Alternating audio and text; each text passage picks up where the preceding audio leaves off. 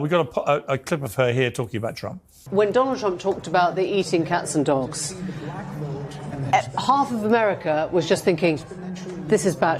I can't believe what he's saying. This is going to be the end of him. Stop swearing. I'm so sorry. So, Emily, you're in D.C. What I've been really struck by with Trump's win this time, and I felt it for a while, is the complete lack of the same resistance that existed 8 years ago.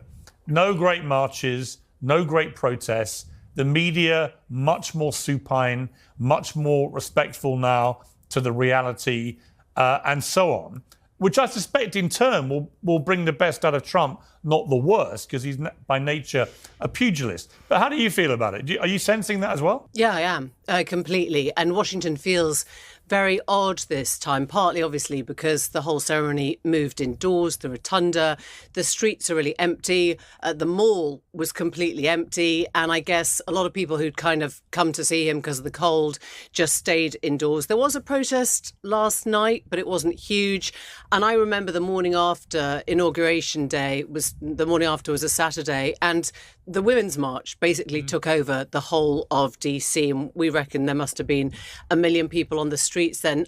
I don't think we're going to see that again. And partly I think it's just a fact of novelty. You know, we're sort of all feeling the same muscle memory, maybe of 8 years ago, but you don't have George Bush, standing there saying, what is all this, batshit talk, because we're slightly more used to it. We know what Trump looks and sounds like. We know what he wants to do.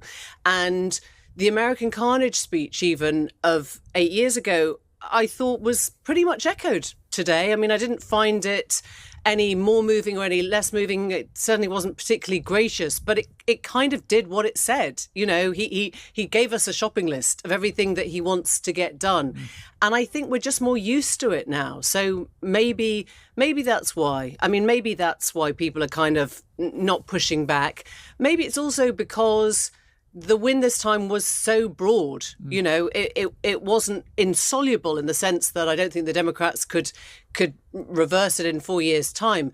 But it was broad. It was both houses. It was the popular vote, something that, Trump took time out in his inaugural speech to tell us. And I think that is a real source of pride for him, that nobody can start sort of digging into that and saying, well, he didn't win this.